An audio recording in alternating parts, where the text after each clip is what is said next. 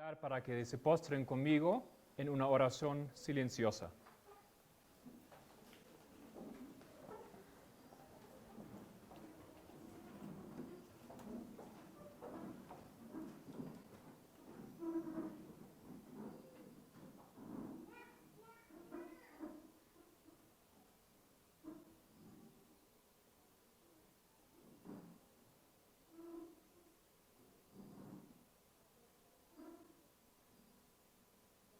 Amén.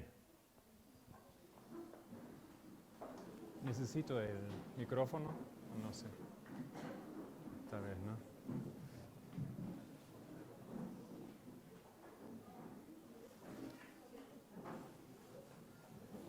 Un muy feliz sábado, queridos hermanos. Un feliz sábado a todos.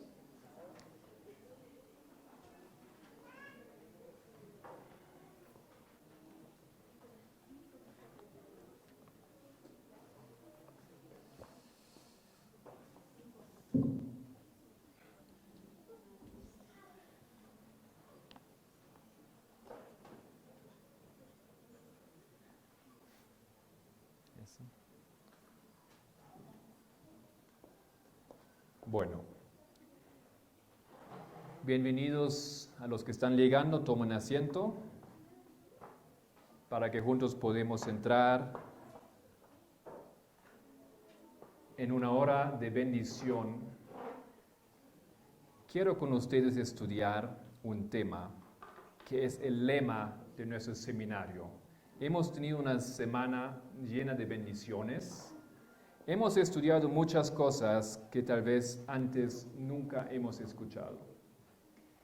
El tema de nuestro seminario, o el lema de nuestro seminario es y era atar en manojos.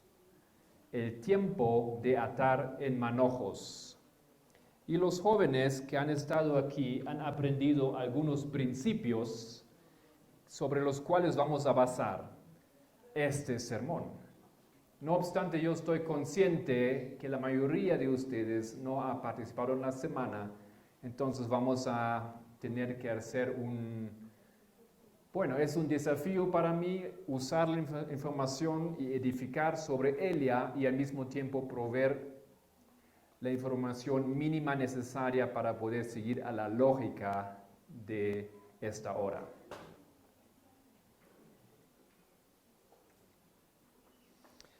Ok, en esta semana hemos visto que Dios trabaja sobre un principio y lo hemos colocado en una línea.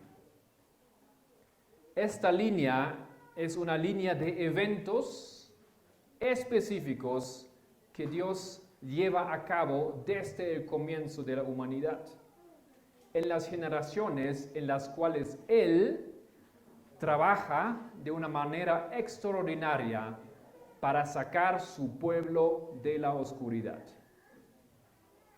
Otra vez, llegan tiempos en la historia de este mundo cuando Dios decide de sacar su pueblo de la oscuridad. Hemos visto la historia de Moisés. En la historia de Moisés, el pueblo estaba en cautiverio. Y después de un tiempo, según la profecía, Dios decidió sacar ese pueblo de la oscuridad. En el tiempo de Jesús, el pueblo se encontraba en una múltiple oscuridad espiritual, por supuesto, y también en cautiverio, nuevamente, bajo los romanos. Según la profecía anticipada en el libro de Daniel, Dios decidió salvar esa generación y separar su pueblo de esta oscuridad. Este tiempo, cuando Dios decide ahora separar su pueblo de las condiciones de tinieblas, se llama el tiempo del fin. Conocemos bien nosotros ese término y generalmente lo aplicamos con dos historias. 1798, cuando el pueblo milerista fue separado de la oscuridad en la cual el protestantismo había entrado. Aquí también se cumplió una profecía, la de los 1260 años, que nos apunta el tiempo del fin. Después nosotros estamos conscientes que habrá un último tiempo del fin, al fin del mundo, cuando Cristo venga por la segunda vez. Hemos demostrado durante esa semana que tú y yo, nosotros, aquí como estamos, ya hemos entrado de lleno en este tiempo del fin. Y esto no es un término abstracto que no podemos atar a ciertos eventos, sino definitivamente nosotros desde 1989 nos encontramos en el tiempo del fin. Eso ahora son cosas que no puedo demostrar más una vez en esa presentación. No obstante, nosotros hemos grabado todos los temas de esa semana y ya están todos listos. Así quien quiere y puede llevarse una copia. Tenemos que arreglar y ver cómo hacer eso, pero las hermanas que dirigen y organizan seminarios sabrán cómo hacer ello. Entonces, el tiempo del fin nosotros ha llegado según el libro de Daniel, capítulo 11, versículo 40. Hemos visto que Dios una vez encamina ese proceso de separar su pueblo, Él usa una técnica. Y esa técnica es siempre la misma. Él separa su pueblo de las tinieblas mediante un proceso único, específico, que desde el comienzo de la humanidad ha siempre sido el mismo. Y este proceso se llama el Evangelio Eterno. El Evangelio Eterno, según Génesis 3:15, es la separación de la simiente de la mujer, de la simiente de la serpiente. Entonces, Dios ahora en ese proceso aquí, al final, va a tener su pueblo puro y separado de la mezcla en la cual se encontraba. En la historia de Moisés, el pueblo estaba mezclado con Egipto. Cuando salen, su pueblo es separado de Egipto. En la historia de Jesús, su pueblo estaba mezclado con ideas y doctrinas que los fariseos han adoptado de los griegos y los romanos. Al final, Dios tiene un pueblo, el pueblo cristiano, separado de estas falsas teorías y ese vino babilónico. En la historia de los mileristas, los protestantes habían también adoptado mucho del vino babilónico y Dios necesitaba separar su verdadero pueblo de los protestantes que luego llegan a dominarse en la profecía el protestantismo apóstata. Y al final del proceso, en esa historia fue 1844, el 22 de octubre, el gran día de la expiación, Dios tenía su pueblo separado, que llamamos Israel espiritual o el pueblo adventista. Hay muchas historias más que podríamos colocar aquí, pero nosotros en esta semana hemos mirado 4 historias. El comienzo del antiguo Israel con Moisés y el fin del antiguo Israel con Jesús. El comienzo del nuevo Israel con los mileristas y el fin del nuevo Israel con la última generación. En esa semana hemos tratado de demostrar que nosotros formamos la última generación y yo también voy a aportar algo a esta convicción. Ahora, esto es aquí la lógica. Cuando llega el tiempo del fin, y la mayoría de ustedes aquí necesitan tener tal vez todavía la convicción que realmente estamos en ello, pero así es, así demuestra la Biblia, así lo podemos defender. Cuando llega este proceso o este tiempo, Dios hace algo con su pueblo. Ya lo hemos dicho. Él tiene una metodología a través de la cual Él separa su pueblo. El texto que hemos leído en esa mañana es la separación del trigo de la cizaña. La cizaña será atada en manojos, el trigo también. Uno será quemado, otro será guardado. ¿Okay? Y en esta historia, esto es justamente lo que pasa. Bien claro queda al final la división. Al comienzo no había claridad en ella. El trigo ni siquiera sabía que era trigo. Bueno, ahora sí quiero leer algunos textos con ustedes y vamos a pasar por una serie de textos y algunas citas del Espíritu de Profecía para aclarar la siguiente pregunta. ¿Qué en realidad significa esto de atar en manojos? Apocalipsis 10, versículo 8 al 11.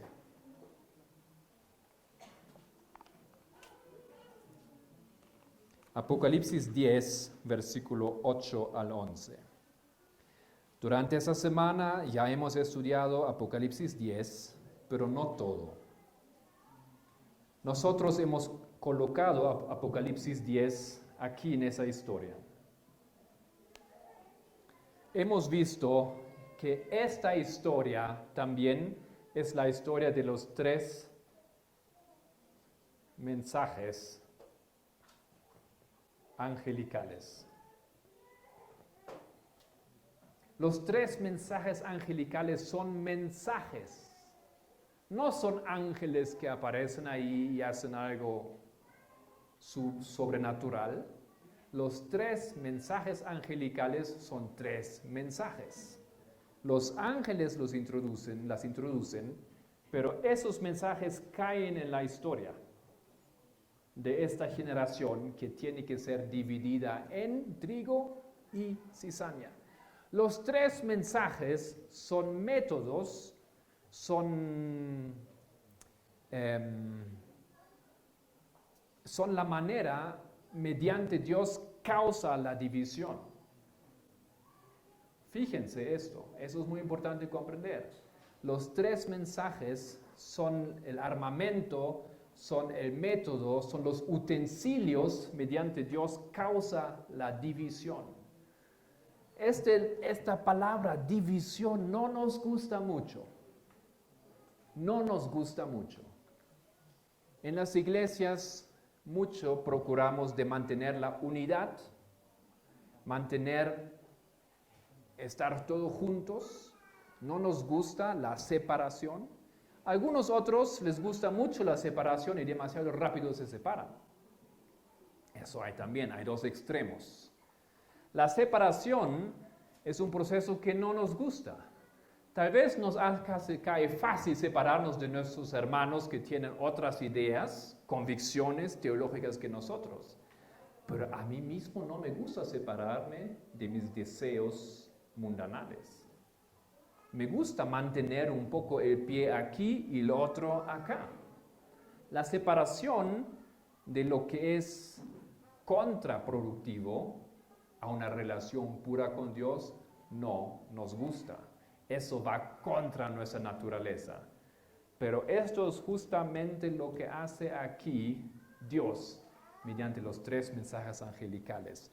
Entonces, Apocalipsis 10, versículo, ¿qué he dicho? Versículo 8. Antes del versículo 8, tal vez versículo 7 deberíamos incluir. Apocalipsis 10, para los que no han estado aquí en esta semana, es la historia milerista. No sé si alguna vez han estudiado esto. Apocalipsis 10 es la historia milerista. Vamos a ver ello. Dice así en versículo 7. Sino que en los días de la voz del 7º ángel, cuando él comience a tocar la trompeta, el misterio de Dios se consumará, como él lo anunció a sus siervos los profetas. En la voz del séptimo ángel. ¿Cuántos ángeles hay? ¿Cuántos ángeles hay? 7. Justamente esto nos presenta la Biblia en el capítulo 8, en el capítulo 9. Y el capítulo 10 es una intersección cronológica. Después del capítulo 11 nos va a presentar el séptimo ángel que viene con una trompeta. En los días de la voz del séptimo ángel. ¿Qué significa esto?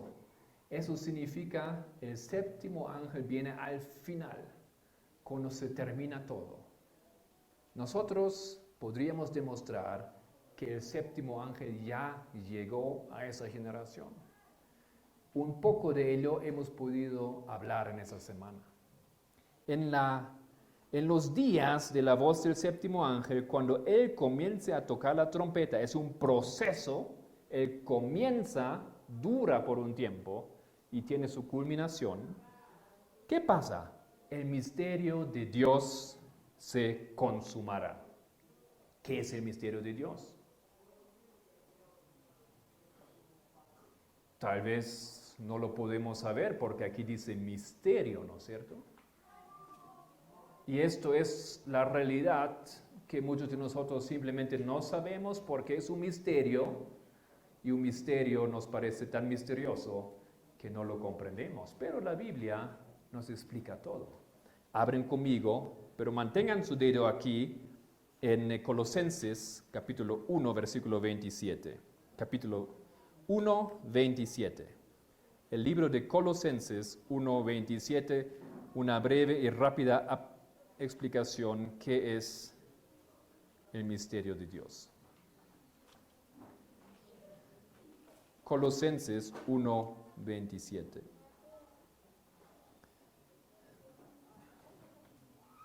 A quienes Dios quiso dar a conocer las riquezas de la gloria de este misterio entre los gentiles, que es Cristo en nosotros, la esperanza de gloria. ¿Qué es el misterio de Dios? Cristo en nosotros. Querido hermano, ¿Cristo está en ti? ¿Está Cristo en ti? Cristo puede estar en nosotros si la parte de mi cabeza está en el mundo. Cristo requiere un lugar limpio. Cristo no se mezcla. Dios no puede aguantar lo que es espurio. Ahí Él no habita. Pero aquí la Biblia nos da la promesa que habrá un tiempo cuando el misterio se realiza y Cristo morará en nosotros. Eso pasará bajo la trompeta del séptimo ángel. Eso pasará al fin de los tiempos. No hemos podido entrar en todo esto aquí, pero esto significa que habrá una generación en la cual Cristo se manifieste, de manera que el mundo, como mirando a un espejo, puede ver en esta persona a Jesucristo. Eso dice Elena White. ¿Alguien sabe cómo se llama ese pueblo especial que refleja a Cristo en su ser, en sus acciones? Ese remanente, los 144,000, ¿no es cierto? Ellos que siguen a la oveja o al cordero a donde quiera ella va. Esto es una promesa. Y eso nos lleva a la última generación. Voy a después aportar un texto que tal vez nos ayuda a aceptar que nosotros formamos la última generación de esa tierra. Volvemos entonces a Apocalipsis 10. Esa trompeta toca y cuando ella toca causa un trabajo en el pueblo de Dios. Finalmente se realiza el diseño de Dios para con su pueblo. Será un pueblo que le representa un pueblo que es Cristo en nosotros, que realiza el misterio de Dios. Versículo 8. La voz que oí del cielo habló otra vez conmigo y dijo: ve y toma el libro que está abierto en la mano del ángel que está en pie sobre el mar y sobre la tierra. Hemos visto que Cristo descendió espiritualmente a la generación de los mileristas y trajo un libro abierto, un librito abierto. Ese libro era el libro de Daniel, las profecías de Daniel. Fueron entendidas y luego colocadas aquí en ese diagrama. Aquí están. Esto es el fundamento de nuestra fe. Continúa, versículo 9. Y fui al ángel diciéndole que me diese el librito y él me dijo, toma. ¿Y ahora qué tiene que hacer él con el libro? Y cómelo. Y te amargará el vientre, pero en tu boca será dulce como la miel. Por eso muchos de nosotros no queremos comer ese libro. Sabemos que va a ser amargo para nosotros. Sí, dulce, pero también amargo.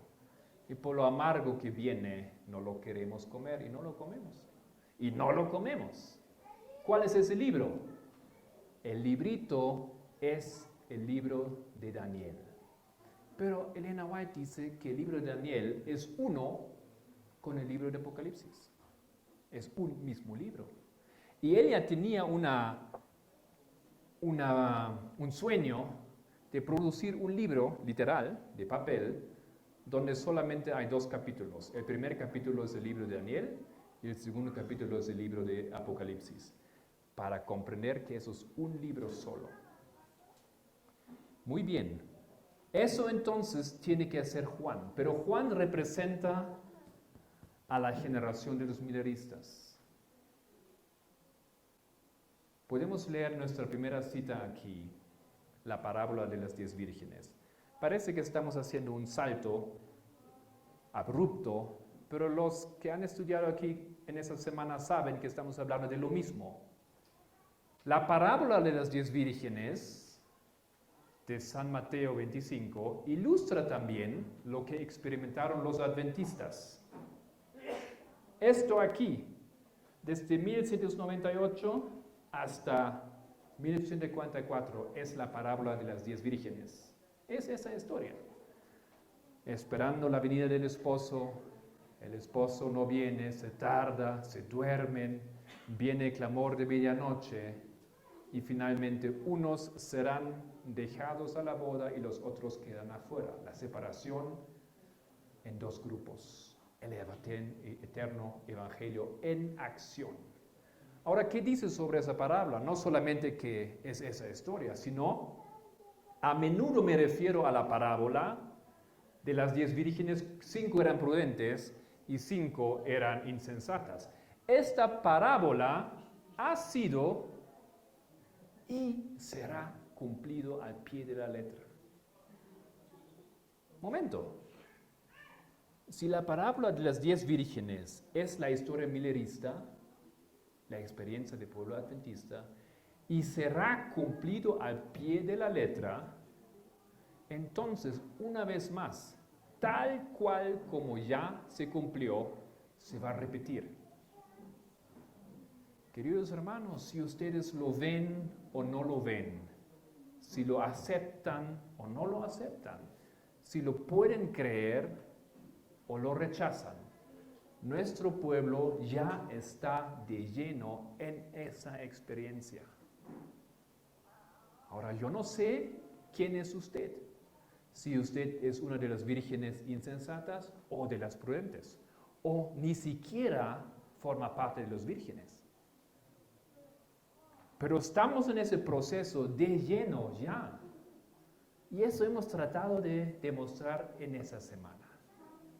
Dios no hace nada sin declararlo previamente a sus profetas. En su misericordia nos muestra paso por paso. A esa generación ya no le va a dar fechas, pero los pasos quedan claramente demostrados en la historia. Continuemos aquí. Segundo texto. No, vamos a terminar el texto. Apocalipsis 10, 10. Entonces tomé el librito de la mano del ángel y lo comí. Y era dulce en mi boca como la miel, pero cuando lo hubo comido, amargo en mi vientre. Y él me dijo, es necesario que profetices otra vez sobre muchos pueblos, naciones, lenguas y reyes. ¿Por qué el librito, el entendimiento del libro de Daniel, las profecías, aquí lo que está en ese diagrama, era dulce? Bueno, era tan dulce porque esa generación comprendió que Cristo viene. La esperanza de Cristo finalmente viene y ellos eran la generación escogida de recibirle. Eso era una experiencia dulce. Dulce también es si tú puedes comprender lo que la Biblia dice.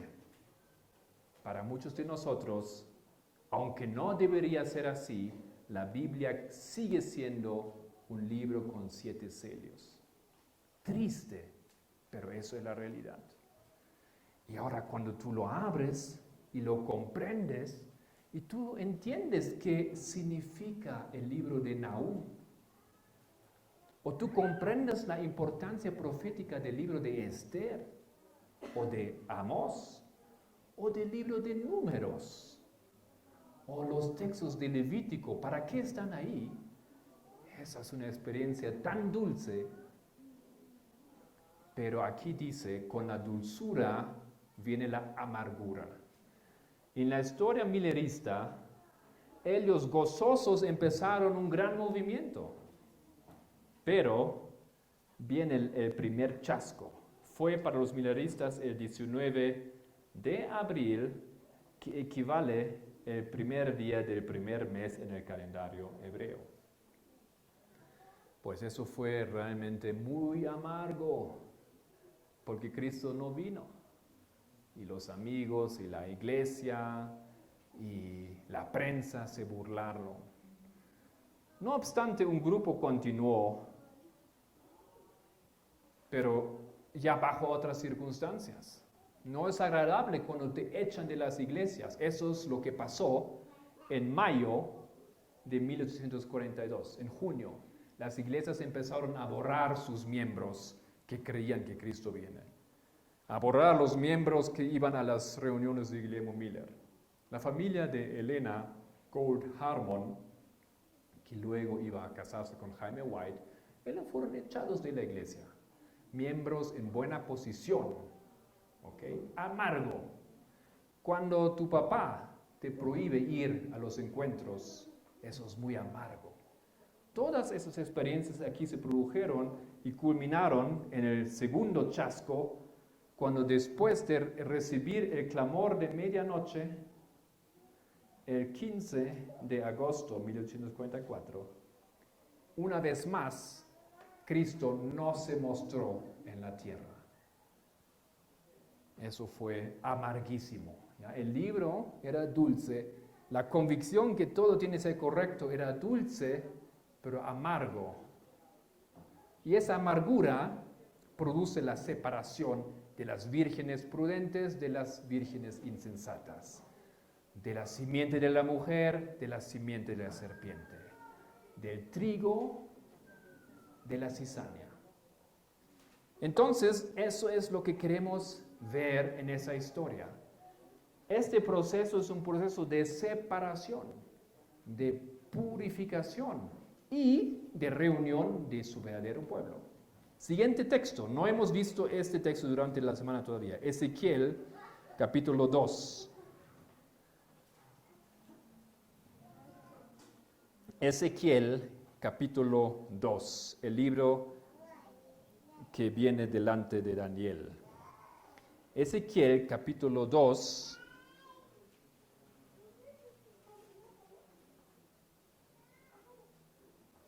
versículo 8. Mas tú, hijo de hombre, oye lo que yo te hablo. No seas rebelde como la casa rebelde. Abre tu boca y come lo que yo te doy. ¿A quién él está hablando? A Ezequiel. ¿Ezequiel quién era? Profeta del pueblo de Dios. Él dice, no seas tú rebelde así como tu pueblo es rebelde. No seas tú tan rebelde como mi pueblo elegido es un pueblo rebelde. ¿Y qué lo distingue ahora de la rebeldía de los otros? Abre tu boca y come ese libro. ¿No ven ustedes lo mismo que Dios dice a Daniel? Lo mismo que Dios dijo a los mileristas. Abren su boca y coman este libro. Y miré y he aquí una mano extendida hacia mí y en ella había un rollo de libro. Y lo extendió delante de mí y estaba escrito por delante y por detrás y había escritas en él endechas y lamentaciones y ayes. Me dijo, hijo de hombre, come lo que hayas, come este rollo y ve y habla a la casa de Israel. ¿Qué piensan que tú y yo tenemos que hacer entonces? Si Daniel tenía que comer el libro para ser luego llamado a ser pueblo de Dios, si Ezequiel tenía que comer el libro para ser separado de la casa rebelde, ¿qué piensan que tú y yo tenemos que hacer? Comer el libro, exactamente, digerirlo. Con eso viene la amargura. Eso es parte del proceso, ya lo sabemos, pero vamos a ser preparados para ello si lo comemos. Y luego aquí una información muy interesante en el versículo 1 de capítulo 3. Come este rollo y ve y habla a quién. ¿A quién tenemos que hablar cuando comemos el libro? A la casa de Israel. ¿Quién es la casa de Israel? El pueblo de Dios, porque el pueblo de Dios es rebelde. Fíjense una cosa aquí, eso es un tema completamente aparte, pero la Biblia lo une con esa situación. Si tú entras en ese proceso de dejarte separar de lo espurio en tu vida y tú comes el libro, Dios te manda con un mensaje ¿a quién? Pues a tus hermanos, a tu pueblo. Si lo quieren aceptar o no. Y yo sé que eso es muy difícil aceptar para nuestra iglesia. Hemos llegado a un tiempo en el cual tenemos un mensaje específico para nuestra iglesia.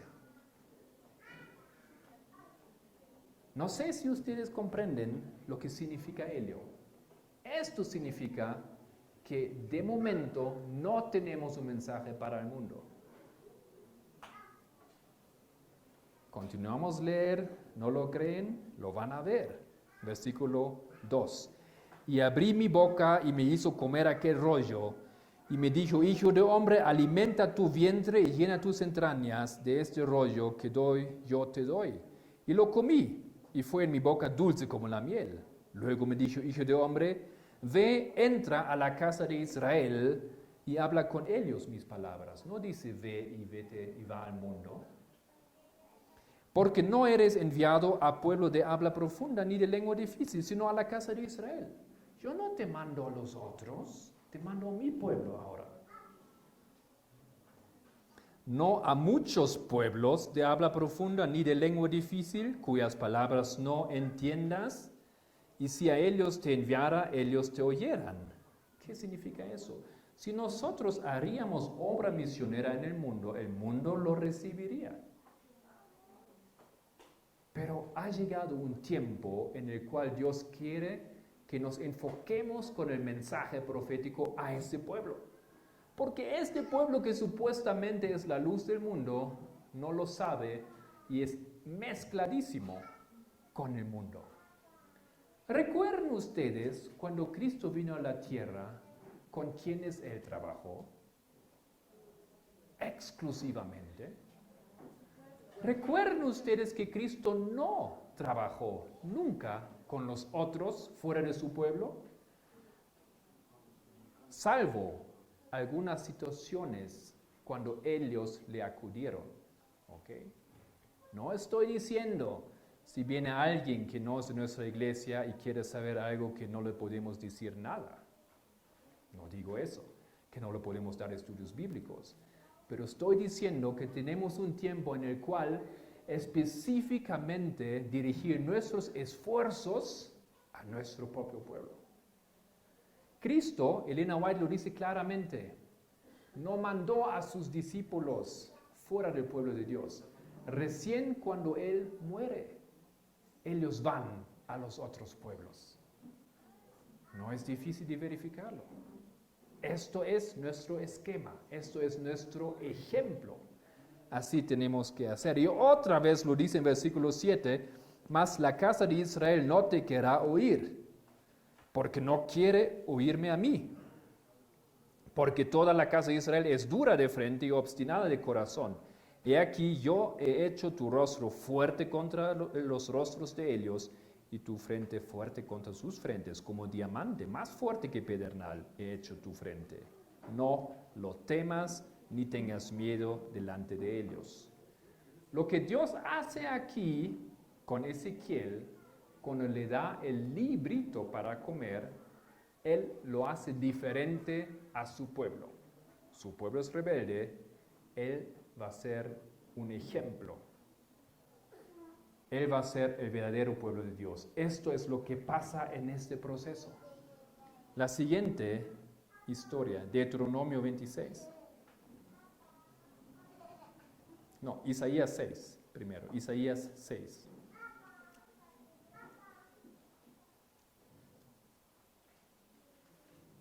Isaías, por supuesto, tiene la misma experiencia como Daniel, como Juan, como Ezequiel.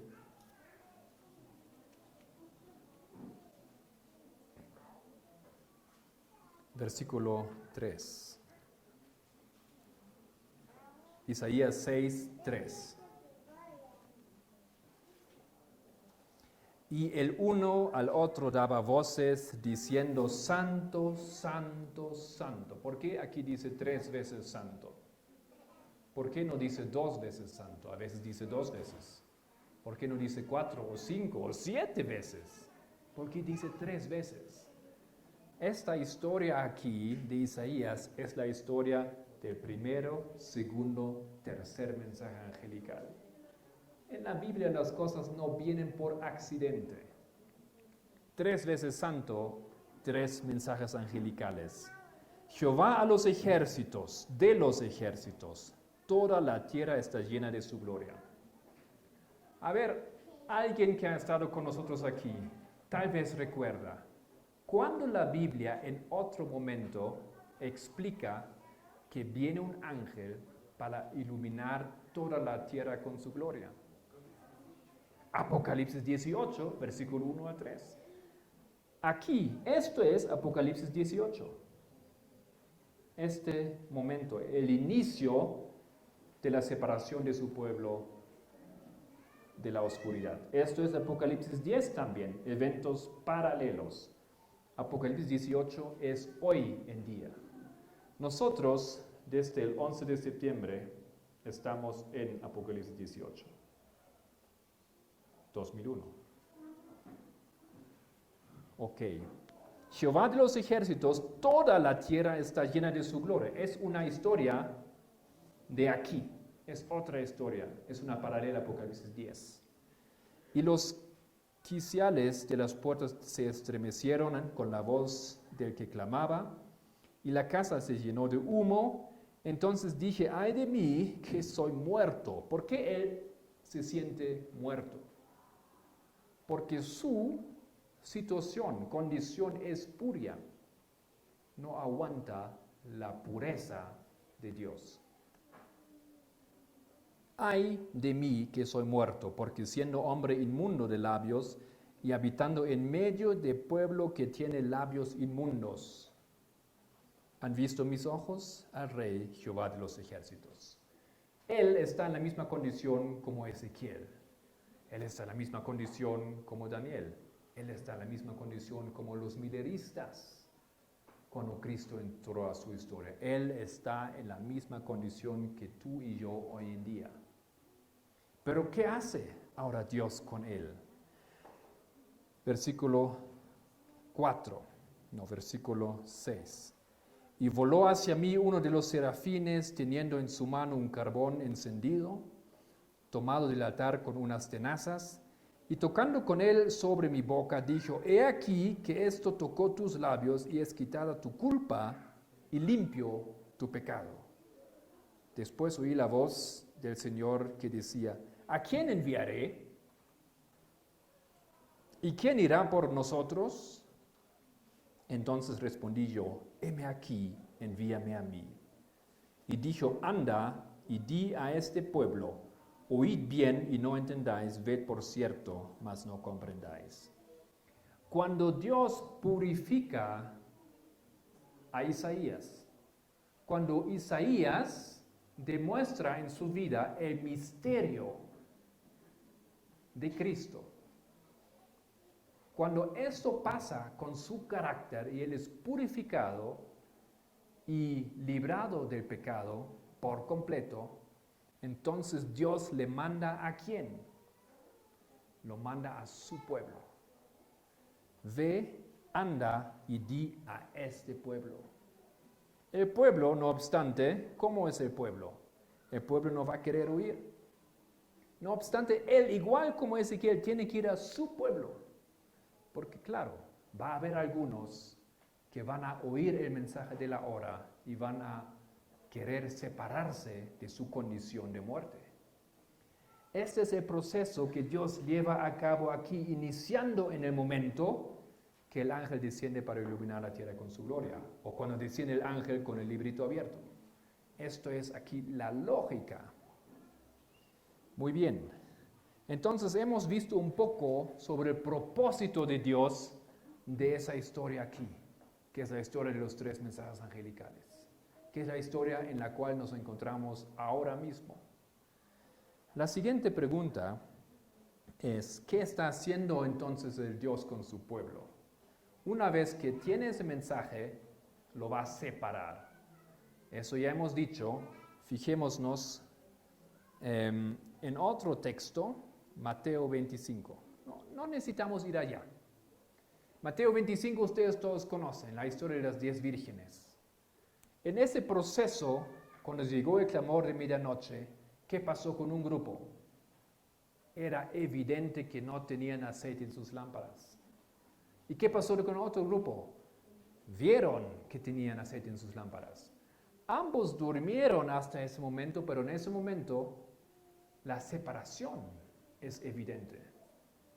Antes eran juntas, eran las 10 eran 10 vírgenes, preparadas para la boda, felices para encontrarse con el esposo. Pero Dios sabía que en sus corazones había 2 grupos. Y en el clamor de medianoche las separa. Esto es parte de ese proceso. Eso es parte de la experiencia amarga que viene cuando tú comes el librito. Para esto hay varios ejemplos. También Deuteronomio 26. Quiero abrir con ustedes Deuteronomio 26.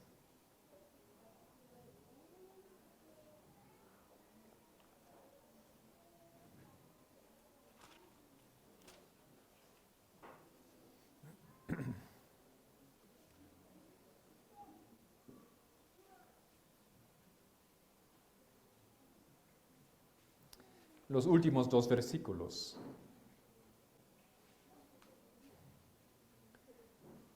Hemos olvidado, yo creo, que esto es nuestro llamado.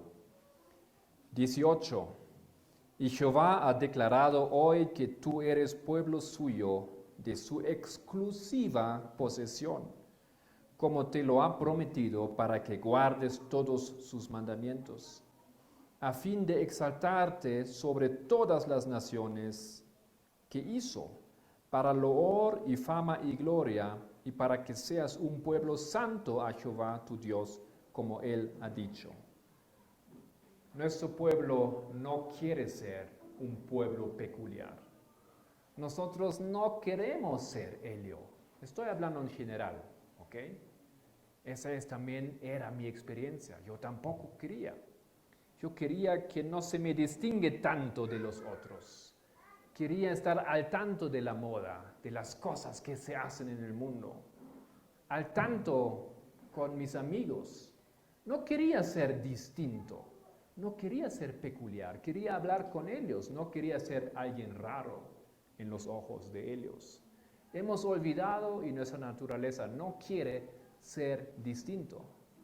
Pero en ese proceso Dios nos motiva, Dios nos ayuda, Dios nos empuja tal vez un poquito para tomar esas decisiones que en nuestro corazón sabemos que debemos tomar en algún momento. Dedicarme al Señor ya de una vez, dejar esos pecados ya de una vez. El problema es que el ser humano coloca esas decisiones para el futuro. ¿Ok? En el futuro, cuando viene la ley dominical, ya, ahora sí yo voy a hacer todo lo que Dios pide. Queridos hermanos, será demasiado tarde. Vamos a leer algunos textos todavía, aunque no nos quede mucho tiempo, pero tenemos unos 15 minutos o algo así. Y tal vez vamos a tener que continuar un poquito en la tarde. Con mi hermano vamos a arreglar este detalle. Siguiente texto, Ezequiel 34. Ezequiel 34, la Biblia. ¿Sabían ustedes que toda la Biblia habla sobre nuestra generación? Toda la Biblia habla sobre la última generación. Pueden tomar cualquier libro, cualquier historia, es increíble. Ezequiel 34. Ya, este capítulo es duro.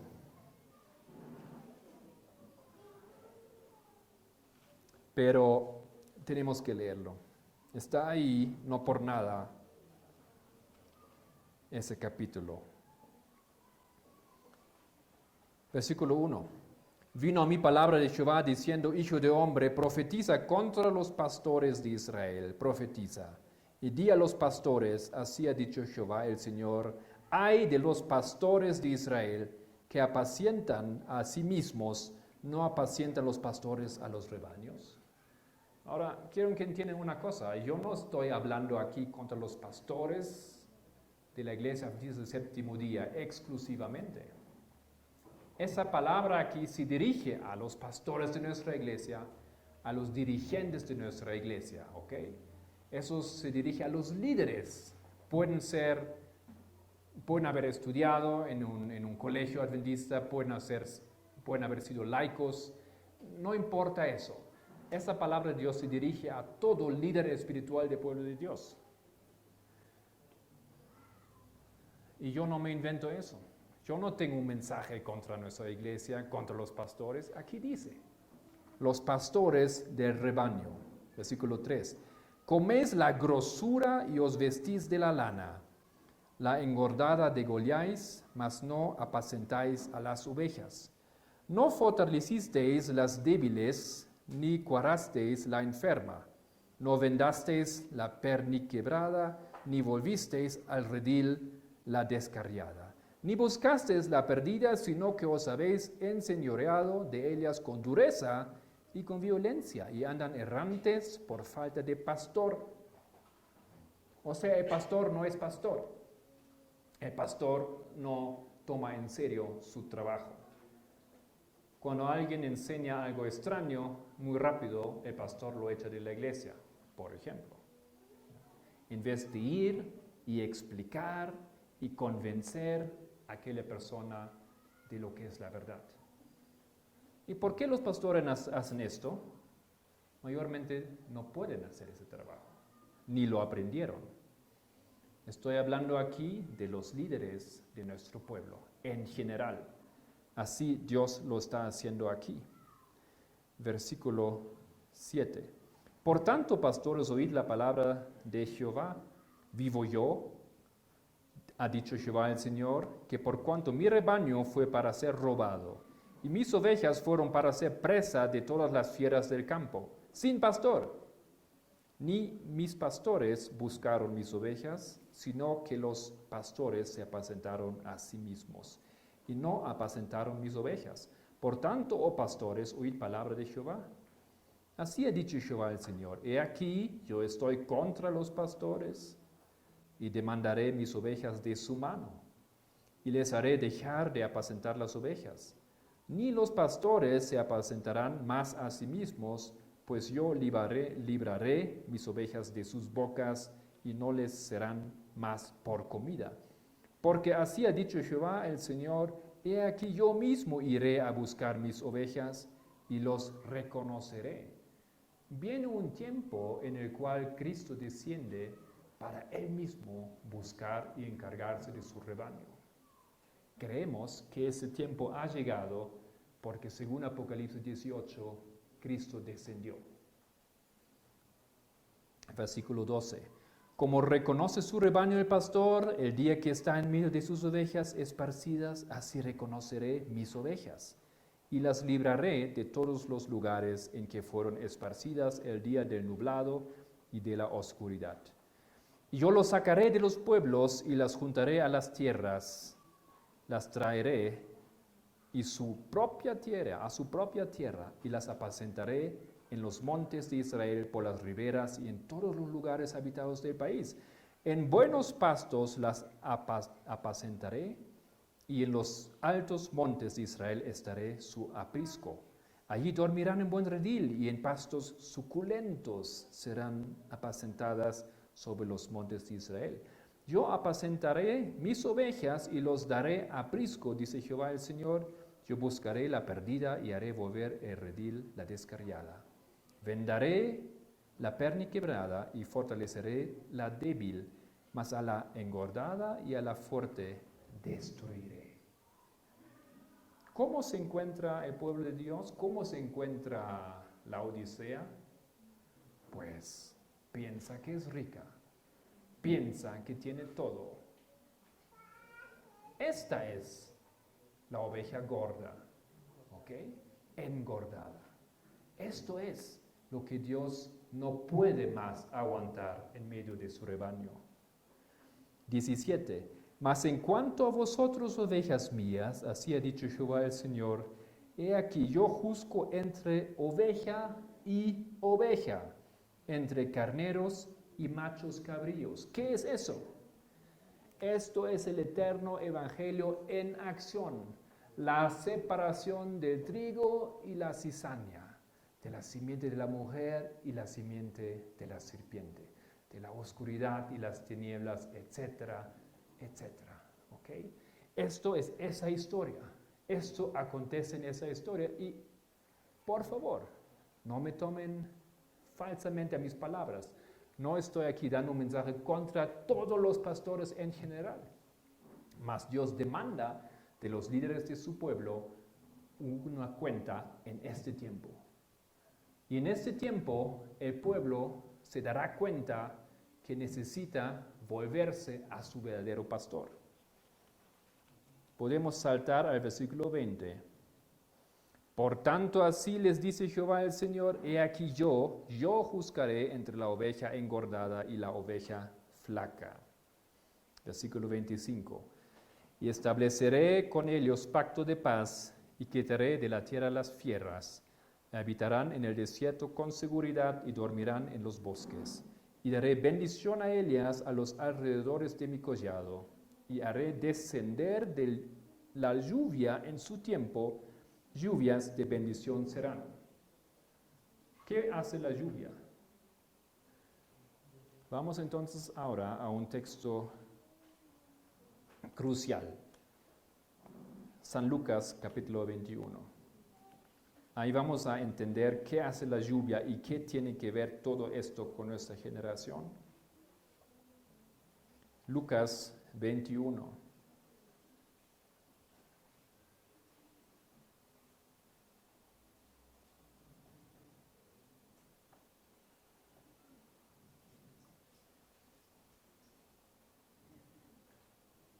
La pregunta está en el versículo 7.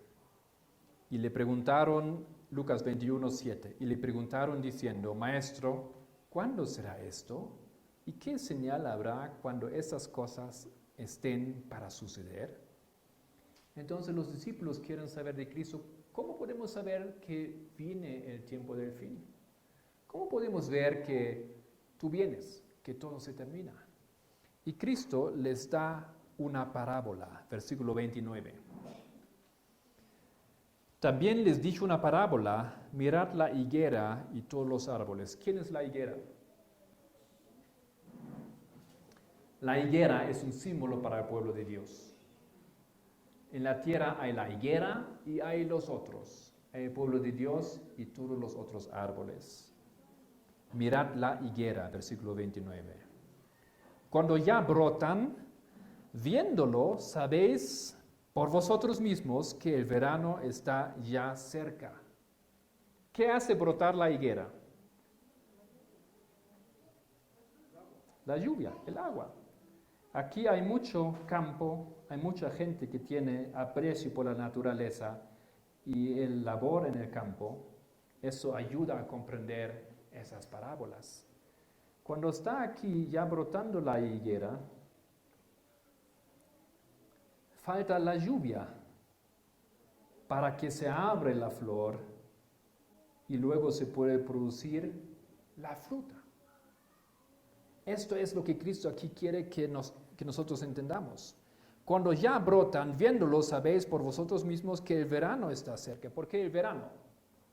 Bueno, en la agricultura o la economía de Israel, verano era el tiempo de la cosecha. Y el tiempo de la cosecha en la Biblia es un símbolo ¿para qué? Para el juicio. Porque en la cosecha, ¿qué haces tú con la fruta? Esa está buena, eso la coloco aquí. Esa no quiere salir, va a quedar ahí y podrir. Esa ya está con gusanos, la voy a quemar. Esto es lo que es la cosecha en la Biblia, un símbolo para el juicio. Un símbolo de esto aquí, la separación en dos grupos. El que es bueno y el que queda quiere seguir siendo malo. Continuamos. Cuando ya brotan, viéndolo, sabéis por vosotros mismos que el verano está ya cerca, así también vosotros, cuando veáis que suceden estas cosas, sabed que está cerca el reino de Dios.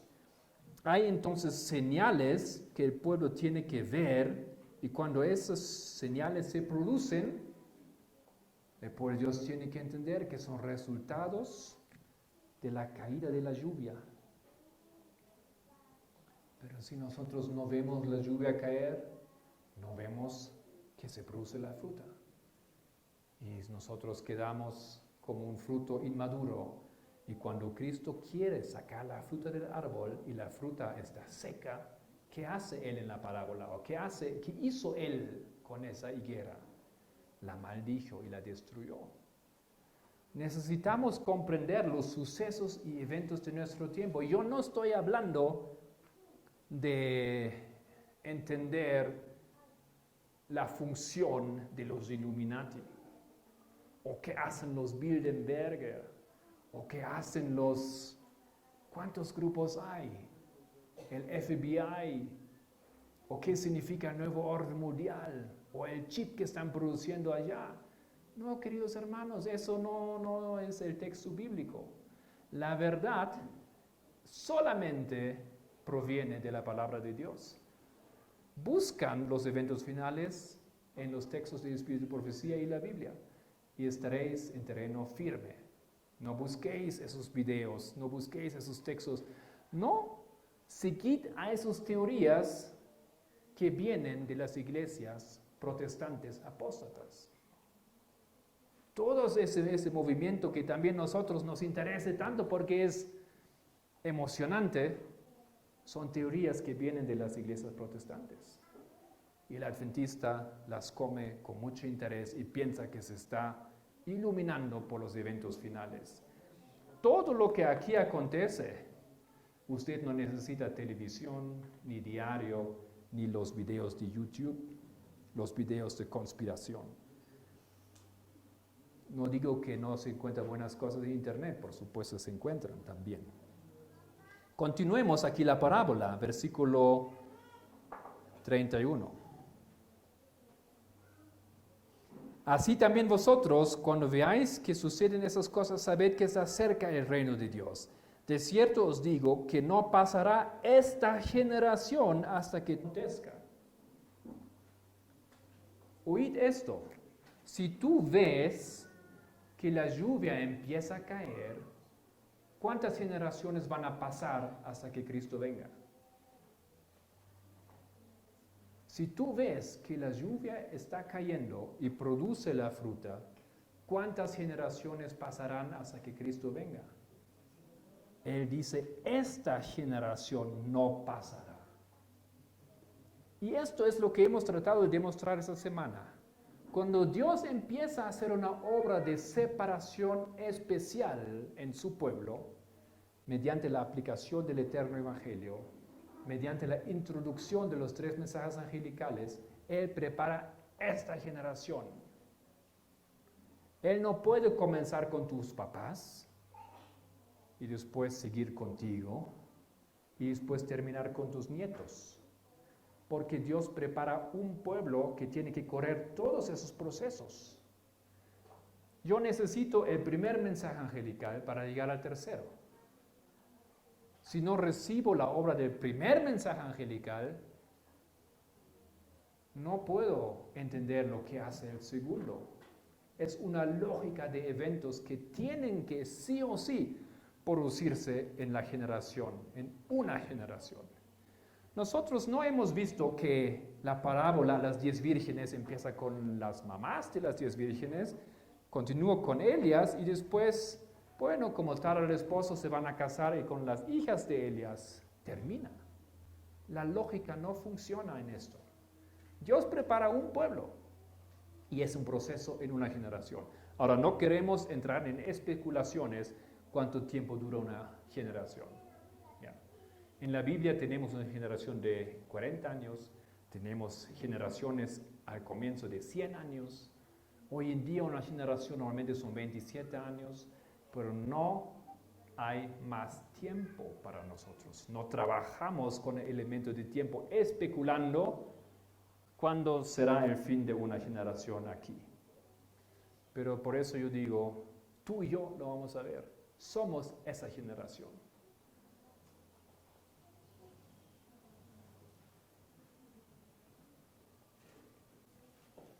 Muy bien.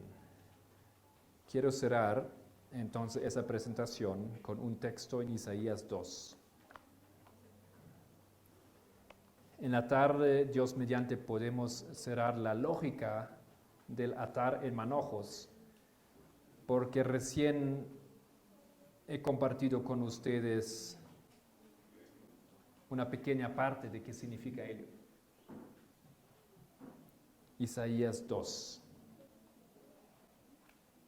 Desde el comienzo. Lo que vio Isaías, hijo de Amós, acerca de Judá y de Jerusalén. ¿Acerca de quién? De nuestro pueblo, del pueblo de Dios. Todas las palabras de ese libro se dirigen a la última generación. Acontecerá en lo postrero de los tiempos, en el tiempo del fin, que será confirmado el monte de la casa de Jehová como cabeza de los montes, y será exaltado sobre los collados, y correrán a él todas las naciones. Y vendrán muchos pueblos y dirán, venid y subamos al monte de Jehová, a la casa de Dios de Jacob, y nos enseñará sus caminos. Caminaremos por sus sendas. Porque de Sión saldrá la ley y de Jerusalén la palabra de Jehová. Este texto me gusta mucho, siempre me gustó mucho. Y también es muy fácil de ilustrarlo con unas pocas imágenes. ¿Qué pasará con el pueblo de Dios? ¿Cómo se describe aquí el pueblo de Dios? ¿Como un qué? ¿Como un qué? ¿Qué es el pueblo de Dios aquí? Un monte. Un monte. ¿El más chiquito de todos los montes o el más grande de todos los montes? El más alto. Será exaltado sobre todos los otros montes. Ustedes aquí en Cochabamba también tienen un monte que es más alto que los otros. montes, ¿no es cierto? Entonces, este monte aquí es el pueblo de Dios. ¿Por qué es así? ¿Por qué es más alto?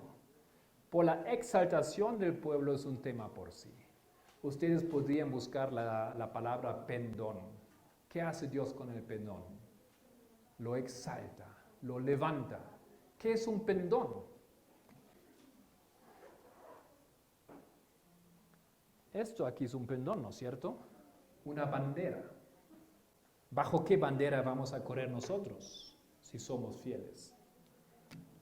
La bandera que está ungida en la sangre del Cordero, ¿no es cierto? ¿Y para qué se usaba la bandera en los tiempos pasados? ¿Para qué era el pendón? Para que el ejército sabe a dónde dirigirse. El dirigente que tenía el pendón en la mano iba allá y el ejército sabía su función, la estrategia, la táctica. Toda esa historia aquí es la historia de una batalla entre el bien y el mal, ¿no es cierto? Bueno, igual como el pendón, el monte será exaltado sobre todas las naciones. La exaltación de un pueblo peculiar. ¿Por qué tiene que ser exaltado? Porque no está exaltado. Porque tú y yo nos escondemos entre los otros. Nos mezclamos con los otros. No se distingue quién es cizaña y quién es trigo. Dios tiene que causar esto. Tiene que separar su pueblo. Tiene que sacarlo de Babilonia. Eso es otro ejemplo de tantos ejemplos que la Biblia da para ese proceso. Y lo hermoso aquí en Isaías es cuál es la función de ese pueblo. 4 otra vez. Juzgaré entre las naciones y reprenderá a muchos pueblos y volverán sus espadas en rejas de arado y sus lanzas en hoces. No alzará espada nación contra nación, ni se adiestrarán más para la guerra. Venid, oh casa de Jacob, y caminaremos a la luz de Jehová. Y versículo 3 otra vez también. Y vendrán muchos pueblos y dirán, venid y subamos al monte de Jehová. El mundo en la búsqueda de la verdad finalmente va a saber a dónde dirigirse. Nuestra iglesia no es una iglesia que parece distinguirse hoy en día. Muchos ni saben de la existencia del pueblo adventista del séptimo día. Estamos bien mezcladas entre los otros. Pero habrá un tiempo cuando Dios eleva este pueblo y las naciones sabrán a dónde dirigirse. ¿Para qué? Nos enseñará este monte sus caminos y caminaremos por sus sendas, porque de Sión saldrá la ley y de Jerusalén la palabra de Jehová. Queridos hermanos, este proceso aquí, que es dividido en una triple aplicación de los mensajes angelicales, este proceso tiene como función de preparar a un pueblo, y ese pueblo es este monte. Y este pueblo, ahora sí, con la ley dominical, tiene un trabajo que hacer entre las naciones. Esto es nuestro llamado, esto es la función que tú y yo tenemos que cumplir cuando llega este momento. Erradamente hemos pensado que llega la ley dominical y nosotros ahí nos vamos a preparar y vamos a entrar con Dios prontamente al cielo. No, la ley dominical es la más grande obra y tarea que en tu vida te está esperándote. Ahí vamos a trabajar, si somos fieles, con la ayuda de la lluvia tardía en su plenitud entre las naciones. ¿Okay? Pero para ello, tú y yo no somos preparados todavía para nada. Estamos luchando con tantas cosas. Nuestro enfoque hemos perdido por completo, que Dios necesita causar esa división, esa experiencia amarga, Pero esa experiencia amarga viene con una recompensa. Y esa recompensa no es una recompensa egoísta. Es que nosotros finalmente vamos a ser lo que tendría que haber sido nuestro destino, la luz para el mundo. Cerramos con una oración.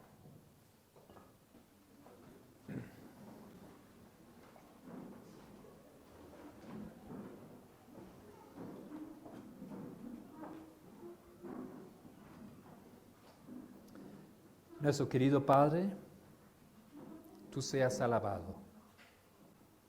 Estoy compartiendo mi convicción de los eventos finales, de una obra extraña que estás llevando a cabo en medio de tu pueblo que anhela el día del Señor, pero tú te preguntas, ¿para qué queréis a este día? Será de tinieblas y no de luz. Querido Señor, clamamos tu clemencia, tu paciencia y tu bondad para con nosotros. Levanta los tuyos y sepáranos de todos los que nos ata tanto al mundo. Señor, déjanos entender en qué tiempo vivimos, porque hemos andado errando. Hemos andado sin recibir la curación de nuestras piernas quebradas, de nuestro estado pecaminoso. Querido Señor, sea tu voluntad que entre todos nosotros aquí se cumpla la promesa de que el misterio de Cristo será revelado y hecho realidad. En el nombre de Jesús, amén.